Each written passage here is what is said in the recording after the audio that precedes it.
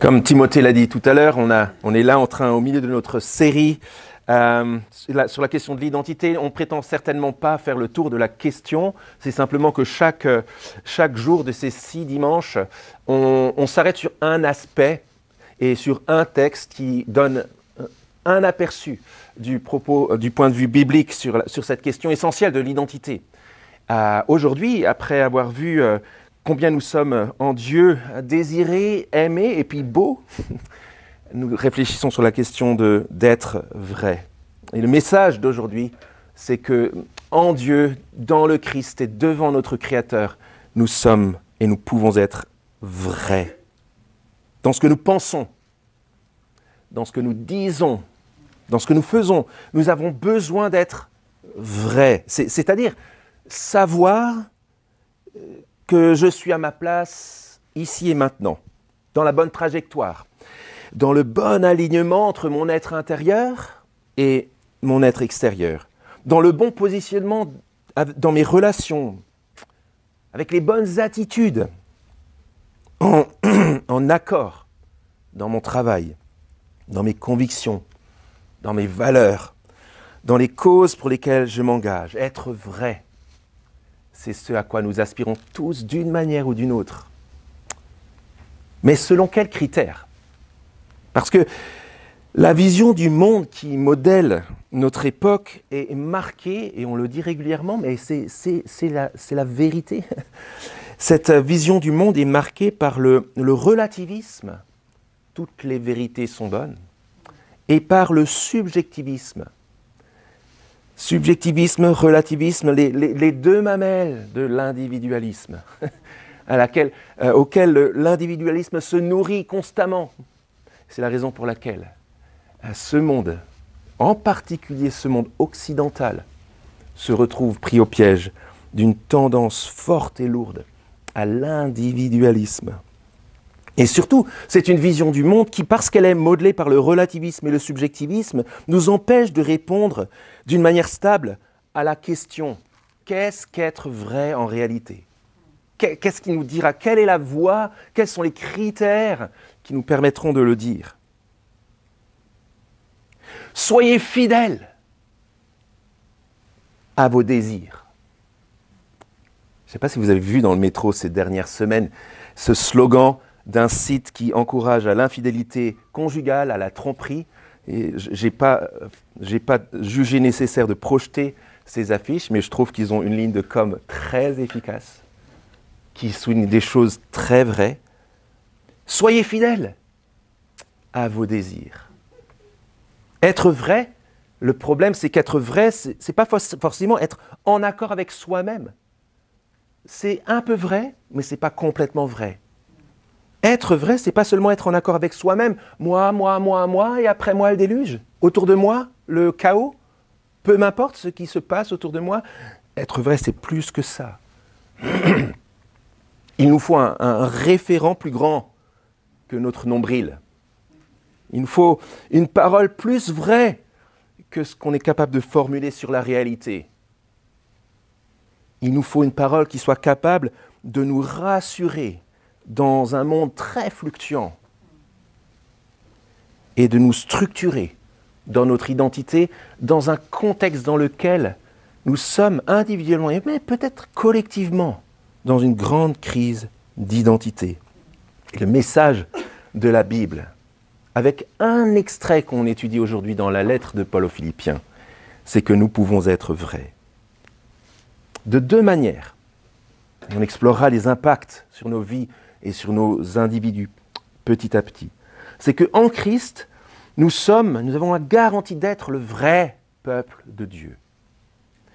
Et que la conséquence, pour nous, la réponse qu'on voudrait donner, c'est que notre vie témoigne, rende compte de cette vérité-là. C'est une vérité structurante, non seulement pour nous individuellement, mais pas d'une manière individualiste. C'est un message pour un peuple qui apprend à vivre ensemble cette vérité et qui rayonne de cette vérité dans le monde qui en a tellement besoin. Arrêtons-nous quelques instants sur ces 3 premiers versets. En Christ, nous sommes le vrai peuple. de Dieu. C'est le rappel de Paul dans la première partie du verset 3. Les vrais circoncis, une expression pour dire ceux qui font vraiment partie du peuple de Dieu, c'est nous, dit Paul, qui rendons à Dieu notre culte par l'Esprit de Dieu. Nous sommes reçus dans la présence du Dieu vivant à travers l'Esprit de Dieu, en esprit et en vérité. C'est le cœur de notre identité en tant que chrétien. Mais c'est aussi toute notre histoire.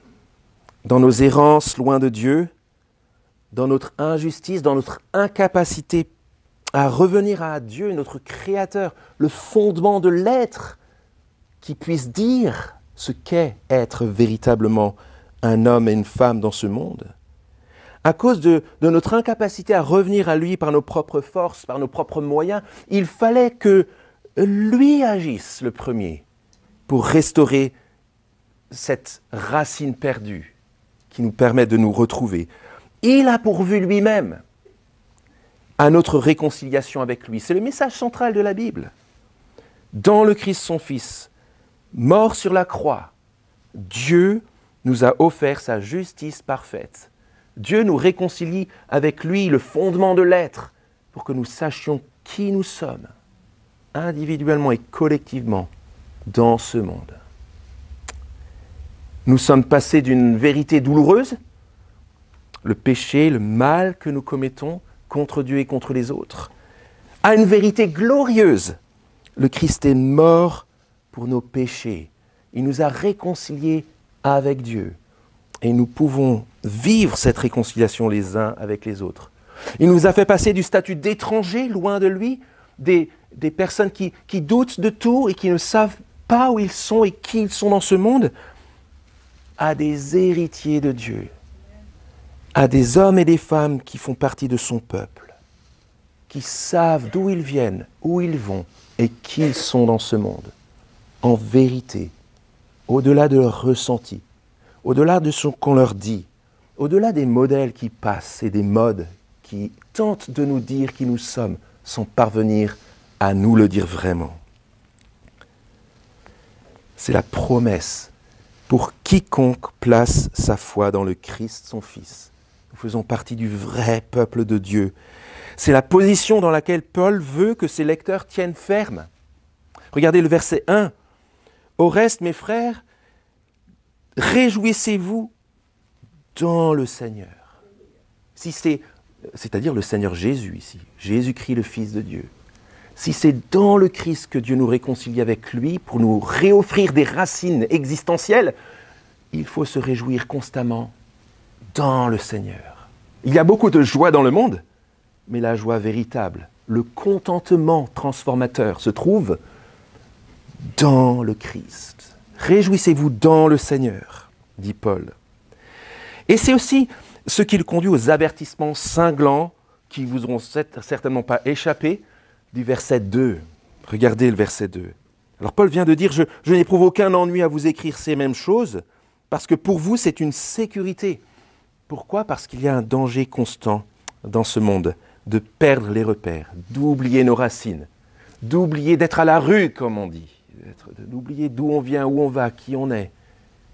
Et c'est pour ça que Paul dit « Prenez garde aux chiens, prenez garde aux mauvais ouvriers, prenez garde aux faux circoncis. » Des paroles qui sont assez choquantes pour nous, mais Paul fait exprès, je pense, et qui sont encore plus choquantes pour l'époque.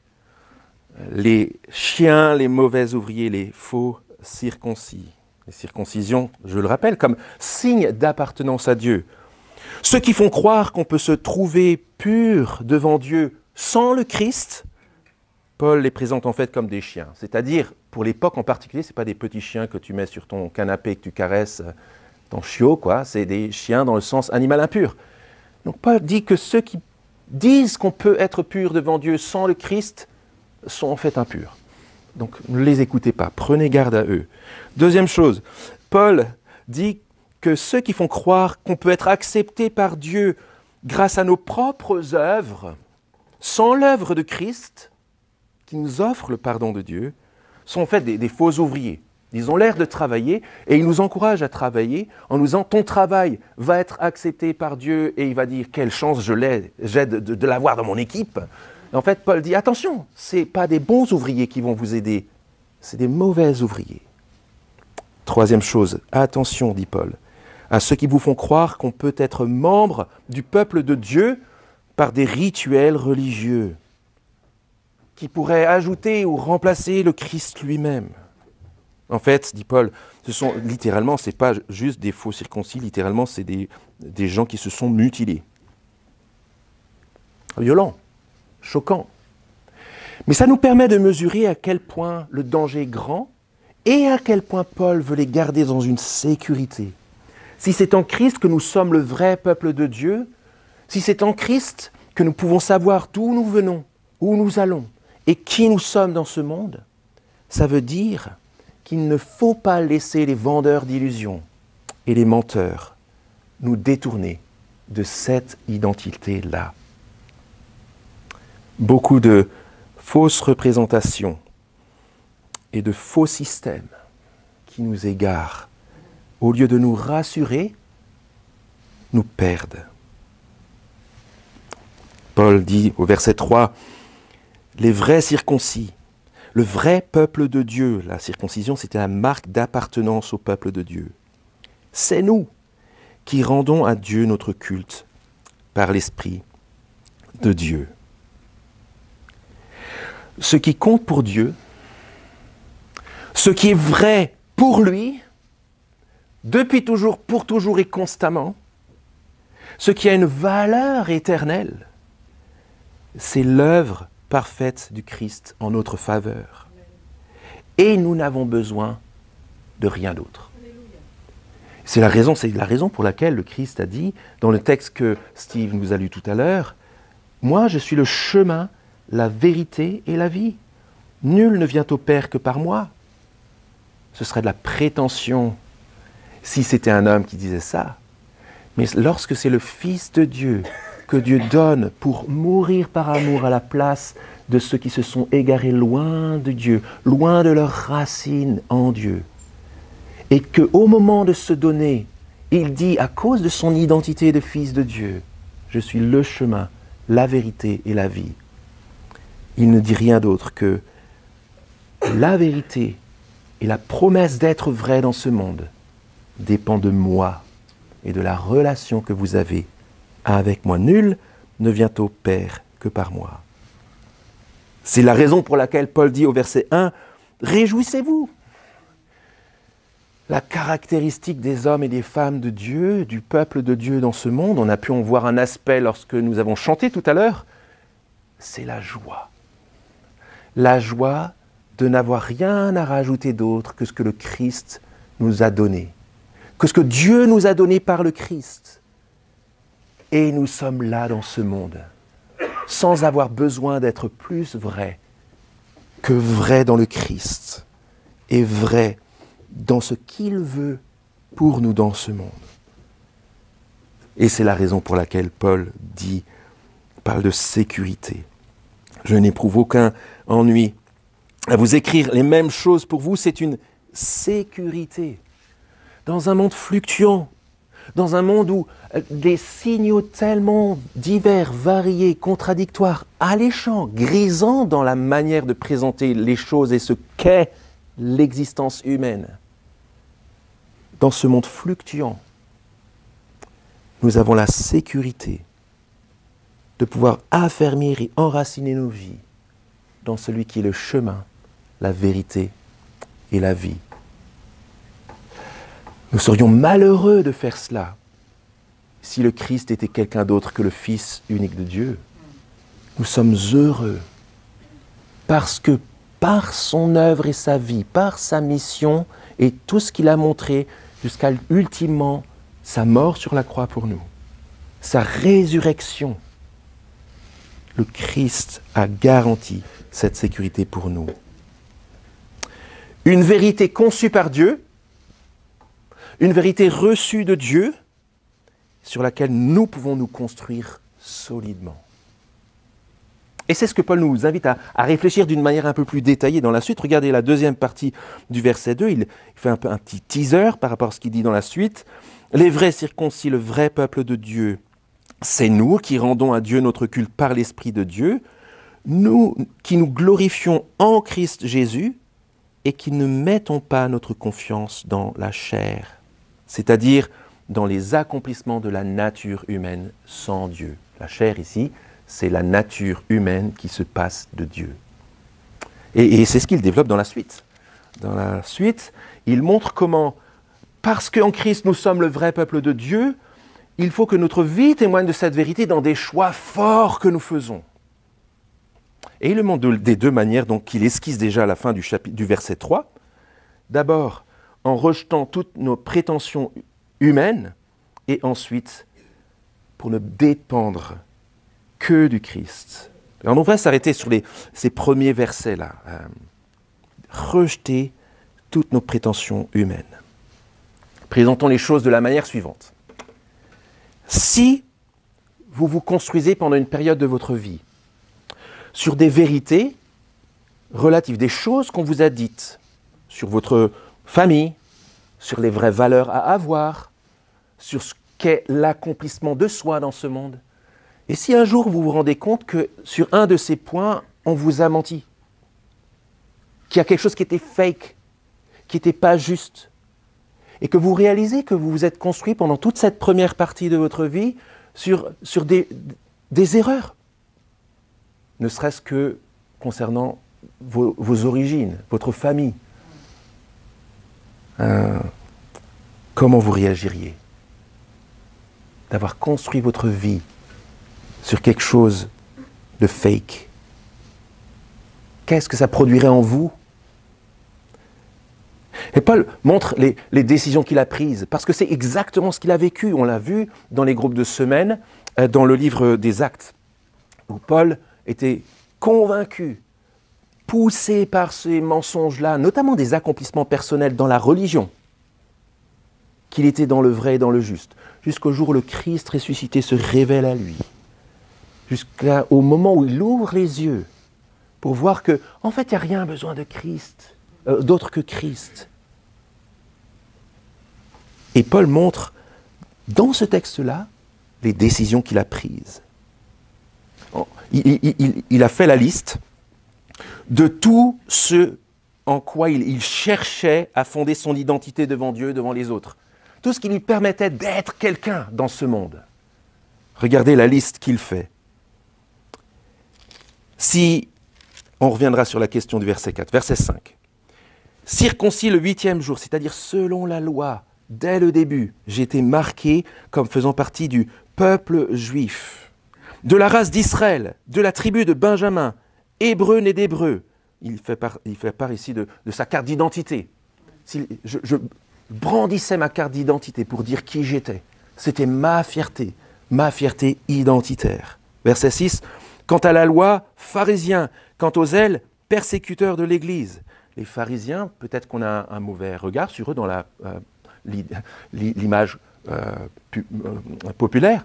Les pharisiens, c'était d'abord des gens qui étaient connus pour être extrêmement zélés religieusement, qui cherchaient à faire rien de travers, et qui étaient persuadés du coup qu'ils étaient en règle avec Dieu à partir de leur pratique religieuse.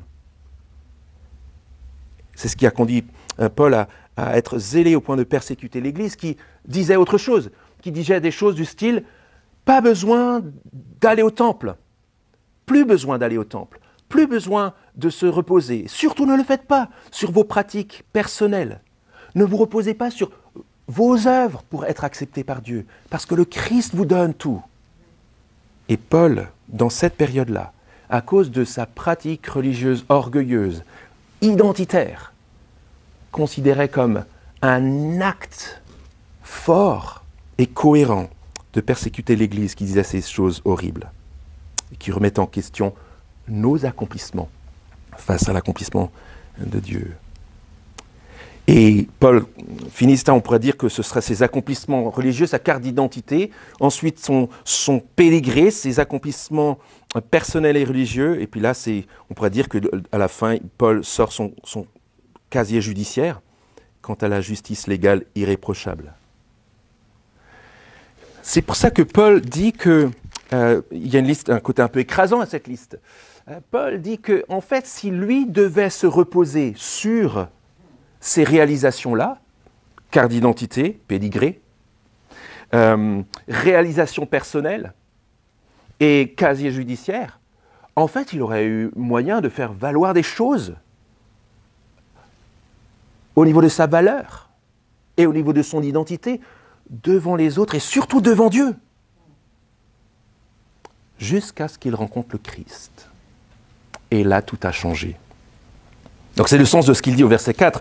J'aurais moi-même sujet de mettre ma confiance dans la chair, dans mes réalisations humaines sans Dieu.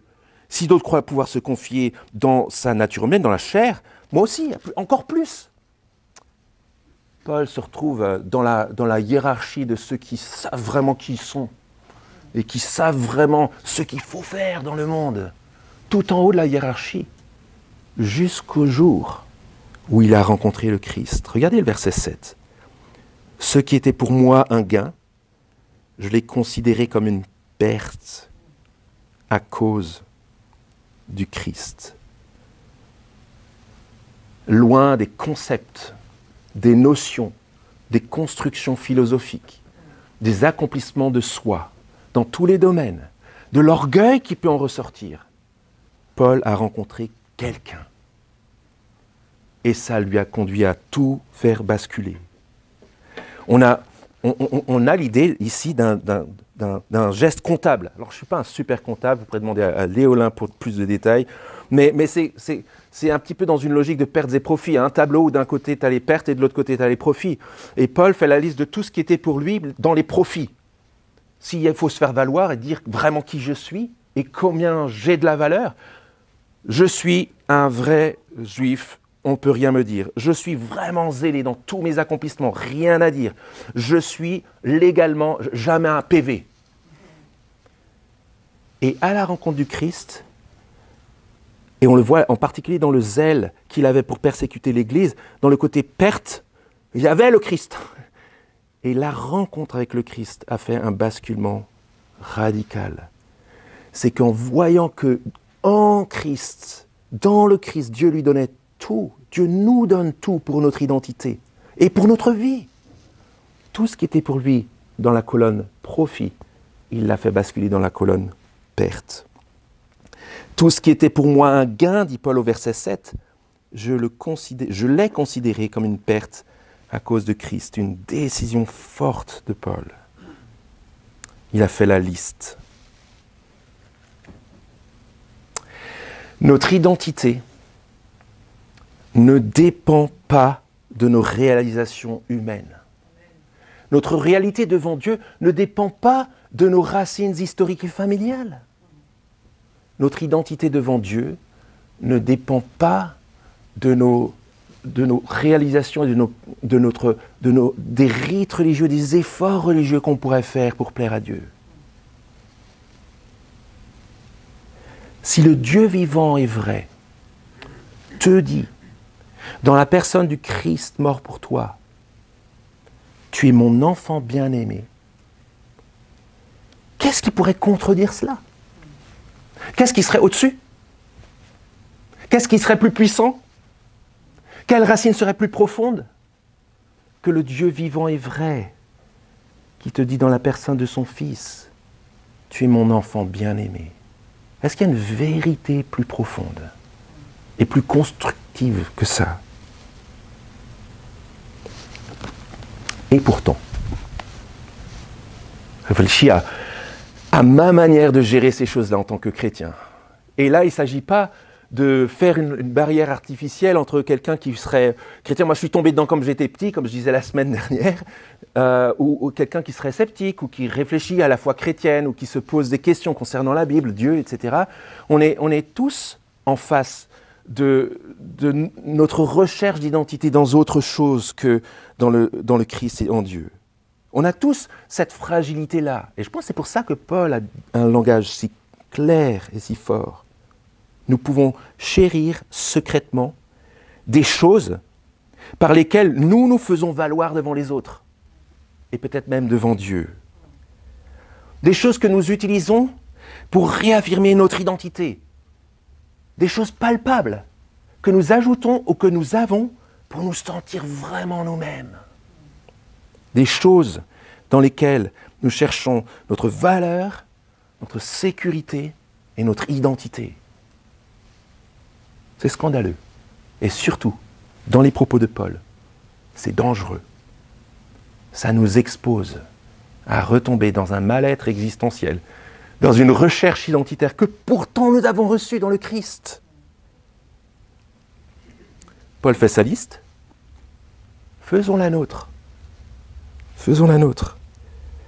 Comment débusquer les choses dans lesquelles nous pourrions trouver notre identité, pour lesquelles nous n'arrivons même pas à voir qu'elles sont fluctuantes et instables pour nous donner notre identité, notre vérité dans ce monde? Comment faire pour faire cela? Alors je pense que c'est simple en fait.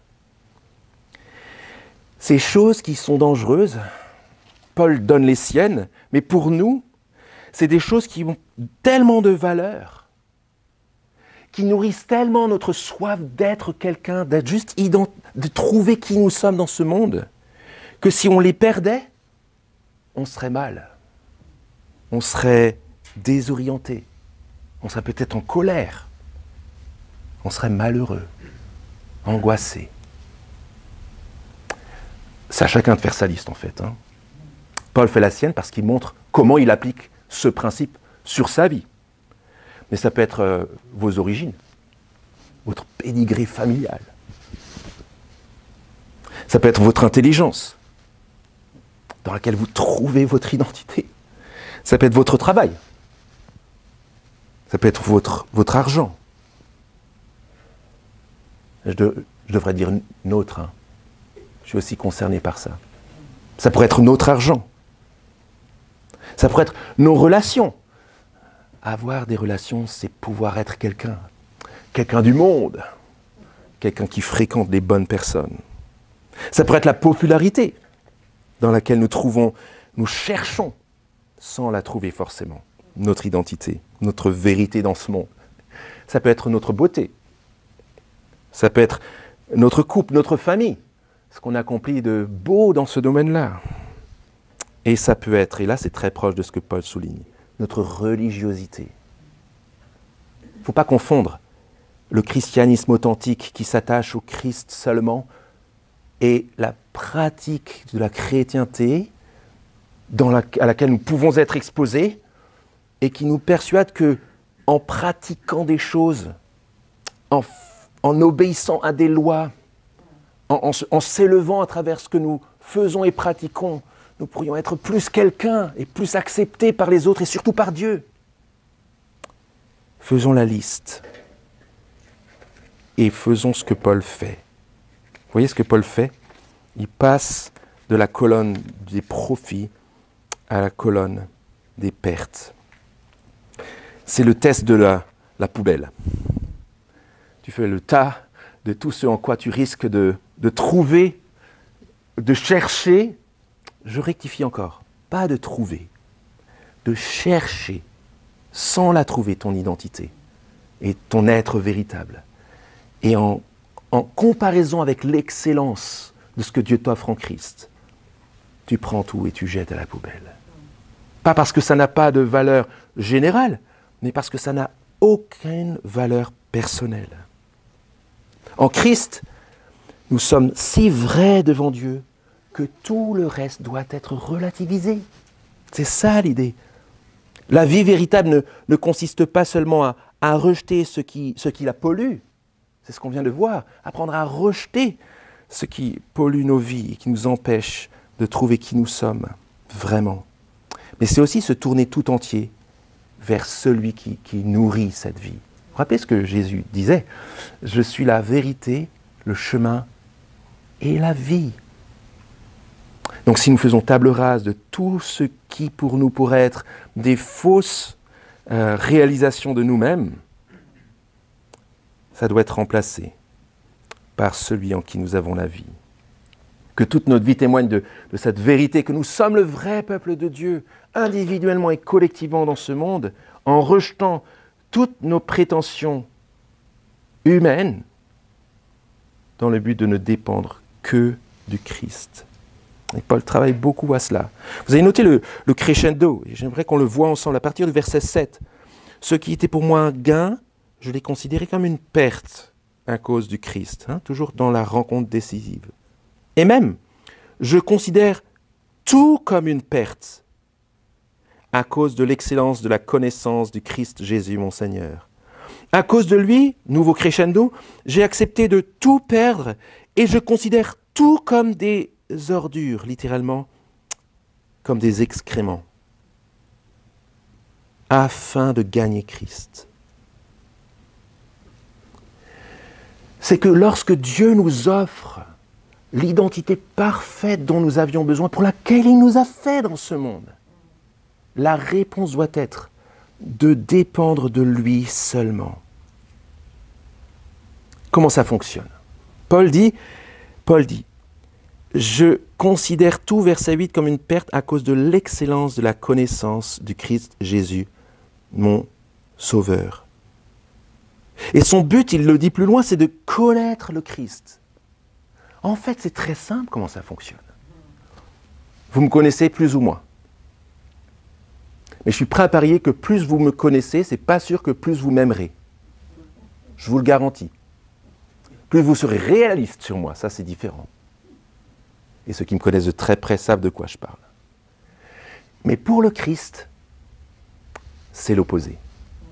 Plus tu connais le Christ, plus tu le fréquentes, plus tu comprends à quel point en lui Dieu te donne tout, toute sa justice, tout son amour, tout son pardon, toute sa vie, toute ton identité véritable, et même ta destination. Il parle de la résurrection des morts ici. Plus tu le connais, plus tu l'aimes, plus tu le désires, et plus tu vois que rien ne se compare à lui, et lui seul. C'est un peu l'effet du bien sûr. Quand, dans notre marche avec Dieu, quand on apprend à connaître le Christ tel que le Saint-Esprit le dépeint dans les Écritures, plus on voit sa vérité, sa beauté, la vie qu'il produit en nous, plus on a l'effet bien sûr dans notre vie. On dit, lorsqu'on voit le Christ donner sa vie pour nous, on dit, mais bien sûr que je vais rester attaché à lui. Quand on voit la fidélité du Christ et les soins qu'il nous prodigue jusqu'au bout, on dit, mais bien sûr, mais pourquoi ? Pourquoi je voudrais quelque chose d'autre, quelqu'un d'autre que le Christ ? Lorsqu'on voit qu'en lui, Dieu nous donne la sécurité de notre identité, que nous n'avons pas besoin de créer, n'en déplaise à ce monde, mais que nous pouvons recevoir, nous disons, mais bien sûr, je veux rester attaché à lui. Et tout dans ce texte de Paul est un bien sûr en crescendo, jusqu'à la fin. Regardez verset 9. Il veut être trouvé en lui, non avec une justice qui serait la sienne et qui viendrait de la loi, ça c'est ce qu'on a bien vu avant, mais avec la justice qui est obtenue par la foi en Christ. Une justice provenant de Dieu et fondée sur la foi. Si la justice que Dieu nous donne vient de lui, que c'est lui qui l'a faite, mais bien sûr qu'on veut rester attaché à Dieu. Mon but, dit Paul, verset 10, c'est de le connaître, lui, ainsi que la puissance de sa résurrection, la communion de ses souffrances, en devenant conforme à lui dans sa mort. Concrètement, qu'est-ce qu'il est en train de dire là ? Il est en train de dire que quand bien même ça chaufferait pour nous, quand bien même ce serait difficile, quand bien même nos épreuves de vie seraient difficiles, quand bien même on souffrirait pour sa cause, et qu'on nous traiterait comme des parias dans ce monde parce que nous sommes attachés à lui, si Dieu nous offre l'identité pour laquelle il nous a créés, s'il nous destine à la vie éternelle à la fin, mais bien sûr que nous voulons être conformes à lui dans sa mort.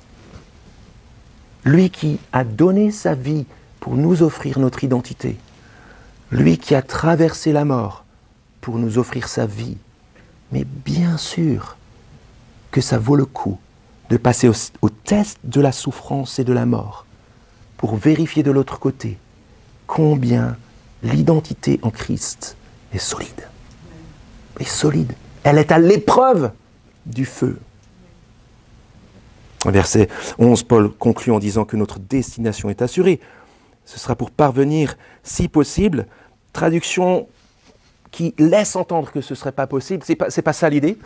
L'idée, c'est que à travers tous ces méandres, à travers toutes les difficultés de la vie, les souffrances dont il parle et dont il fait état ailleurs aussi dans la Bible, malgré tout et à travers tout, d'arriver dans le Christ à la résurrection d'entre les morts.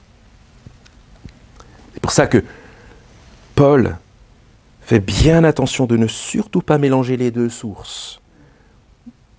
Une seule source produit la vie, le mouvement et l'être. Le reste n'est qu'illusion et tromperie. C'est la raison pour laquelle Paul fait le tri, pour bien s'assurer qu'il ne partage pas. Et le fait que nous ayons parfois du mal dans qui nous sommes, comment être bien dans ce monde, d'où nous venons, où nous allons, comment planter notre vie en vérité dans ce monde, dans nos relations, dans nos réalisations, dans ce que nous faisons dans ce monde, dans ce que nous pensons, dans ce que nous disons. Si nous avons du mal avec cela, c'est tout simplement, non pas que c'est soit l'un soit l'autre, mais que nous partageons. Nous avons des cœurs partagés. C'est le partage entre les différentes sources, ce que nous accomplissons et ce que Christ nous donne, qui fait que nous sommes dans un mal-être. Nos errances, notre manque de détermination dans tous les domaines de notre vie viennent de ça. Jean Calvin, le grand réformateur, a dit dans un commentaire sur une autre lettre de la Bible, mais qui fonctionne aussi ici, nous dit que qui veut Christ à moitié, le perd tout entier. Et c'est tellement vrai. Qu'est-ce que tu communiques si tu te dis mon identité, ma vérité dans ce monde est dans le Christ, et que par ailleurs, tu es angoissé quand tu perds d'autres sources d'identité. En fait, tu communiques que le Christ n'est pas suffisant et que tu pourrais vivre sans le Christ. C'est mon cas, régulièrement. C'est ce que je sais, je communique lorsque je me laisse avoir. Qui veut Christ à moitié, le perd tout entier. Une dernière illustration pour conclure, avant quelques mots de conclusion. Imagine que pour t'emmener à une destination magnifique et glorieuse, on t'offre 2 carburants. Un carburant pourri, qui va ruiner ton moteur, et qui va faire que tu te demandes pourquoi tu as commencé le voyage. Puis de l'autre côté, de l'excellium. C'est ça l'idée de Paul, de l'excellence, de la connaissance de Jésus-Christ, de l'excellium, qui va être en train de, c'est la promesse en tout cas, de purifier ton moteur de manière à ce qu'il continue à être bien huilé, de manière à aller jusqu'au bout. Et puis on te laisse le choix. Ridicule, hein, comme choix. Mais en fait, je pense qu'on est en face de la réalité de notre fragilité. Même en sachant l'excellium, l'excellence de la connaissance du Christ, où on n'a rien besoin d'autre, on est encore capable d'ajouter un mauvais carburant à nos vies.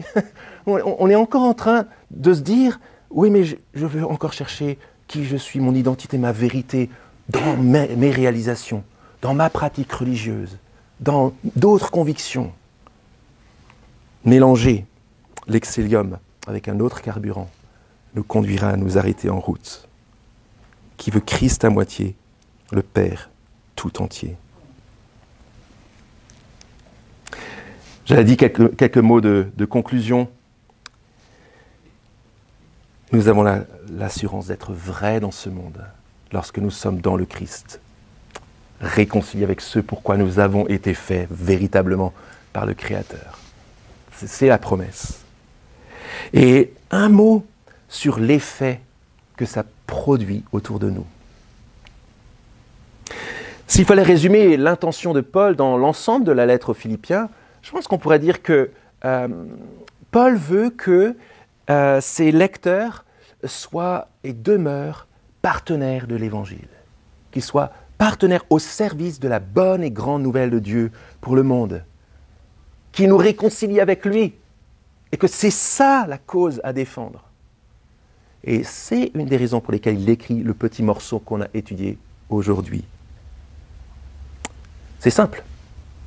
Quand la cause pour laquelle tu te bats compte vraiment pour toi, quand tu montres que tu es prêt à tout lâcher, que tu es prêt à te donner pour cette cause, parce que tu crois qu'elle est vraie, non seulement ça se voit dans ton entourage, mais en plus ça te donne vachement envie. Et c'est ce que Paul souligne ici. Quand un partenaire de l'Évangile s'attache comme Paul au Seigneur comme à son bien suprême, son entourage voit se développer en lui toute une série de choses nouvelles et différentes. Pas parce qu'il les recherche, mais parce que c'est ce que produit cette relation. Une authenticité sans égale, avec le courage de faire la paix et le courage de dire les choses vraies, même blessantes, si elles sont utiles et quand elles sont utiles. Une liberté unique. Le Christ, juste quelques chapitres avant, dans le même évangile de Jean, disait si le Fils vous affranchit, si je vous affranchis, vous serez réellement libre. La vérité que je suis vous rendra vraiment libre. Une liberté dans le monde extraordinaire.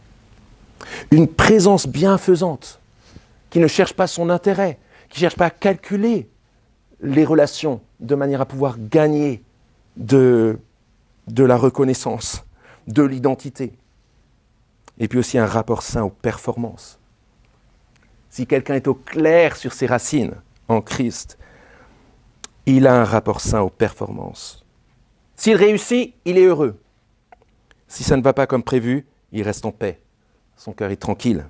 Son identité n'est pas affectée parce qu'il ne cherche pas son identité dans ses réalisations. Petit à petit, tu vois apparaître en lui le Christ et tu as envie de le suivre. Je vous invite à un temps de silence, peut-être sur un regard sur ce texte de Paul, et puis je vais prier à la fin, avant un temps de partage, de questions. Prenons un temps de silence.